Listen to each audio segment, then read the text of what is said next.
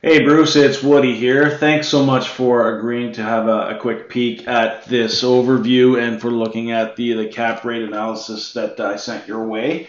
So what I wanted to do right now is just give you a walkthrough and a voiceover of what it is that I saw and some of the uses that I think would be applicable for this particular piece of land. And I'm using everything that I've learned so far and having done courses with you and obviously done a lot of coaching with you too in terms of trying to identify the right type of opportunities. So let's just dig right into it. And if you have any questions, I'm happy to have a conversation with you at any point in time just to get the ball rolling. And obviously, as I mentioned, your insight and expertise and guidance would be beyond appreciated as we try and get this OES up and running for us given our circumstances. So here we are. We're talking about a property in Smiths Falls, and what we're looking at on the left side is the barn. You can see that this is not a huge barn, but it definitely does have some possibilities. I think it's 1,200 feet on the square feet on the main floor and approximately the same on the top floor, which is completely usable as well. I'm thinking that we could use this for workshops or a work-live condition or potentially for indoor storage as well. The main goal would be whatever the highest and best use and most profitable way of using it would be. On the right side of the screen is a shot of the property itself. So if you look here, I circled it for you. There's the barn, which is on your left here, but also indicated from an aerial point of view on the bottom right. The pads in question, and you've seen these as well, are not part of the actual property that is for sale, and it is off Highway 43. One of the things that I noticed that you had mentioned is that it's landlocked, and I wanted to talk about that very quickly as well. So while it does look landlocked, our understanding is, and we did get clarification from the sellers, that while the pad here is not for sale, this piece that I'm circling is not for sale. You can see here, right? So this is actually where the access to the highway is, and that is part of the deal as well. The specifics of it are not known, but I think that that's actually part of the property, and that's what the realtor has highlighted to us. So we need to explore that. If it's landlocked, that could be a different challenge for us. But right now we have all the assurances that we need that there is direct access from the highway to the yard in question. Albeit this piece here is not owned by us, we would have full access. So some data points, I know you like those. 6.7 acres. What we really like is that it's been on the market for 191 days and they're asking $209,000. We think that we can do significantly better. And currently the zoning, as you can see here, is highway commercial. I've put the MLS number as well. There's not a ton of detail on that. But it does actually talk about the zoning, highway commercial, and so it's got the right setup for where we are right now. Prior to this coming on the market, there was a liquidation warehouse, which was the front part, the actual highway facing business, and that was burned to the ground a number of years ago, and they've just never done anything with it. But that's owned by someone else. And yeah, so that's owned by somebody else, and that's not for sale at this point in time. But we would still have access. The hydro is connected, is available but not connected, and we actually do also have access to a natural gas. I have a picture of that inside of this particular presentation as well, and just a quick look at the property taxes as well. The barn itself was used by Liquidation World for storage in the past. Now, some highest and best use considerations.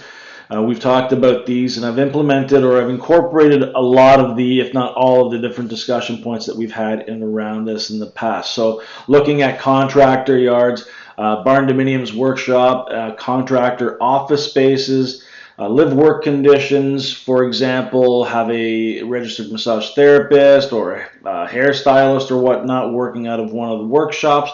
and potentially a loft apartment upstairs, which I think would be really, really nice and rustic and have a super cool hip factor to it as well that would attract people to want to live and work there. And one of the other things too that struck a chord with me and I think could be a very good use of the land as well is sort of to follow the small yards model and allow people to park and live in the tiny homes that they would park here as well. So some of the highest and best use considerations, clearly open to any additional ideas that you may have as well, so we could maximize this and get as much juice out of this fruit as possible. So a couple of notes on this. The Smith Falls area already has a lot of heated and indoor storage facilities. In fact, they're everywhere, and there happens to also be one probably 500 meters away from the property in question here. So it's fairly saturated as a market. But what we've also noticed is that there's no contractor yards that we've been able to identify. There's no tiny home communities that we've been able to identify. There's no workshop setups that we've been able to identify at this point in time either. And to the work-life condition that we talked about earlier, we haven't been able to identify any kind of live-work conditions in the Smith Falls area as well. So that's just some of the notes and some of the research that we've done on Smith Falls. So there's about 11 storage businesses currently in and around the Smith Falls area. So I don't think that heated storage and indoor storage is going to be a niche that we can carve for ourselves. One example, just to belabor a point, is right across from Prolock. There's a brand new storage facility there. There's so many of them already identified. So maybe that indicates that there's a super need for it, and people are cashing in on that trend. I just want to make sure that we're not late to the game on that, which is why I'm going to try and focus a little bit more on things that do not and have a presence in the Smith Falls market as of yet. So here's a view of the barn. This is actually on the pad, a graveled pad that is part of a property in question. So it excludes the highway facing stuff that I showed you as at the aerial view. But this is a view of the barn from that particular piece. Here's a view from the pad that does not belong to us, a view of the barn. So we're fairly set back from the highway, but we do have access to our yard from the highway as well, which is good news for us. And just another vantage point of that barn as well.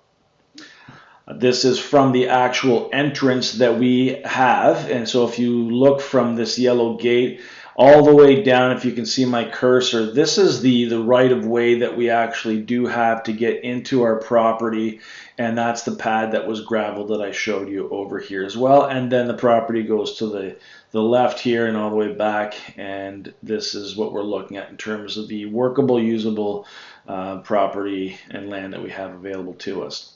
Just a different vantage point to show you what the barn does look like. It's not very pretty at this point in time. It would require some rehabilitation and maybe some lipstick to make it look better from the road as well. And there is a point that I do want to make about not being directly on the road. I think that would open up a lot of possibility in terms of things that we can do because we are away from the road. We out of sight, out of mind. So if we do decide to look at doing something with a little bit of proactive entrepreneurial civil disobedience, that might provide us with the camouflage that we need to get things up and running and generate revenue quickly, as opposed to being directly on the road where city workers, councilors, and competitors could have a look and call foul if they felt so inclined to do so. Here's what I really like on the property, and this is a sign that is right on the street, and that's part of the deal. So this would come with the property that we are buying, and that would give us, if we wanted it, and I think we would, the ability to showcase and get some visibility from the highway perspective from contractors who drive by on a daily basis and people who know them, etc., etc. So street signage would be available. It's there to use. It would be ours, and I'm super excited about that. just a different vantage point of the barn, looking at it from the east side adjacent to it.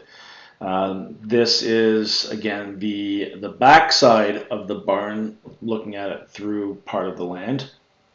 Same thing here. I just wanted to give you a number of different vantage points so you could maybe have some ideas or see things that might not be obvious to me.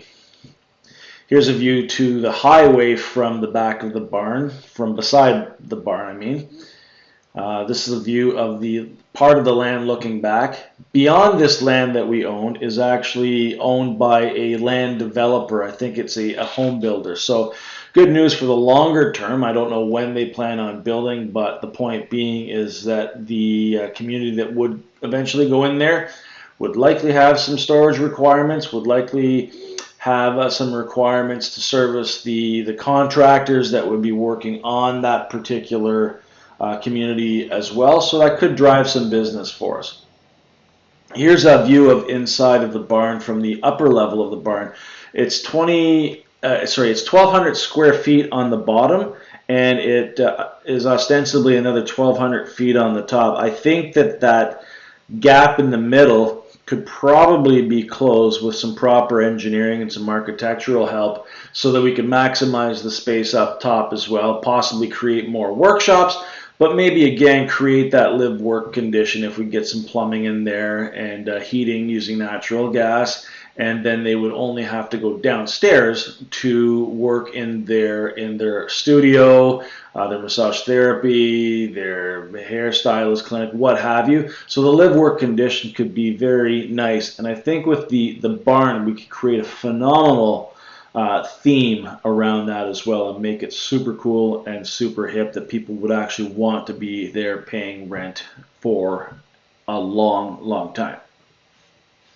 This is a different view of the workshops down here. You can see they're divided by beams. I'm thinking that there could be 3 on the bottom on this side, 3 on the bottom of on the other side with a hallway, if that's how it would work, down the middle. I'm not sure what the best use of that space would be. Potentially having doors on the outside and making bigger workspaces on the inside could be an option as well. But again, highest and best use is really what the dominating theme is for us here. Just another picture of the barn from a different vantage point. It would need to be insulated. It would need to be shored up. It would need to be, brought up to code and standard, I guess you could say. But this is just another vantage point of it. Here's what we're looking at downstairs. There's lots of garbage that's already there. There's some light fixtures. Different vantage point here of the inside of the barn as well. I will point out that this is concrete, if that matters to you. And here you can see there's a back door. There's also let's call it a rudimentary staircase leading upstairs as well. And if you look at this right here, this is actually a ramp that lowers so you can wheel stuff upstairs and whatnot as well. So I think that, ultimately that could be good to help get people moved in and then figure out what we can do from there. But certainly there is access. A view from the highway overlooking the pads that are not part of the property to the barn. This is the right-of-way that we talked about. So this does come with the property. This is how we get to ours, which, said another way, eliminates the landlock challenge that you had highlighted. That's my bike, but that's a picture of the highway here as well and those lock-offs. And this is the access to the road that I just showed you previously, to this road here. And here's the sign right at the end of the access point as well that would belong to us. Natural gas. Here again is the sign. Different vantage point of the barn. Okay, so here's a sliding door in front of the barn, and this is a roll-up barn door as well. So the one slides horizontally and one rises vertically. I like the sliding barn door look personally myself, although this one would need to be rehabbed.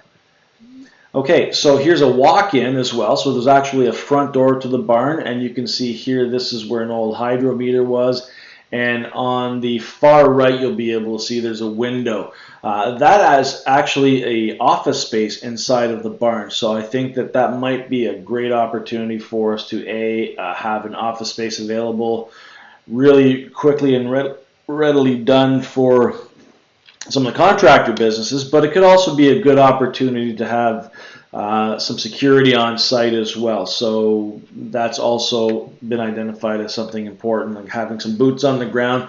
We might be able to make an agreement with someone who would be willing to live there in exchange for free or less rent, in exchange for making sure that there's a presence on site all the time for the customers.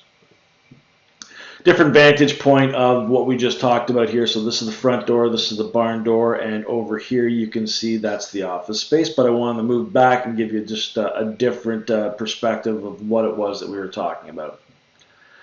What we're looking at right here is essentially a video that shows what's in the barn right now. Hopefully it gives you some perspective as to the size of the different areas that we could work with. I think there's a lot of potential here. There's the back door.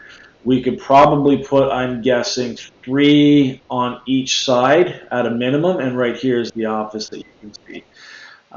The next picture, the next video that I show you here is a view from above, so that's the garage door. This is the top area as well. Again, I think that if we can close off that gap on the top that you see, that would give us a lot more room for a lot more square footage to actually be able to work with in terms of rentable and usable space. So again, this is the high level overview of the property question. 6.5 acres. I think it's prime for contractor yards and the barn dominium live work condition, and possibly tiny homes as well. This is a sketch that was provided. It is actually a land survey that shows what the picture was that I just showed to you is. But I thought maybe this would give you some idea of what we're dealing with just from a different vantage point. I know you're an engineer and you've got a lot of experience in this, so you may be able to see things that I cannot. But what we're looking at right here, just to, again, to give you that perspective, is this is the entrance way to the property in question. So there is no landlocked challenge. So that's the overview for now, Bruce. I really appreciate you taking the time to look at this. Hopefully it made sense to you. And I've been trying to apply everything that we've been learning as part of our coaching and some of the training that we've been taking with you to make the best approach to this. I love the fact that it's been on the market forever. I think we can get a good deal on it. And based on the cap rates that I've been able to put together, it looks like it's a pretty good opportunity for us. By way of comparison, and I'll close off on this, the Bourget yards that we looked at was 4.7 acres and had a $390,000 uplift on what they're asking for right here in terms of price. So that would help it tremendously. The main thing would be, can Smith Falls support another business like this with storage, but can it also support the long yards model, not the long yards model, but the contractor yards model. So thanks, Bruce. Let me know what you think. I'm happy to jump on a call at any point in time, bounce some ideas around. Okay, talk to you soon. Thanks.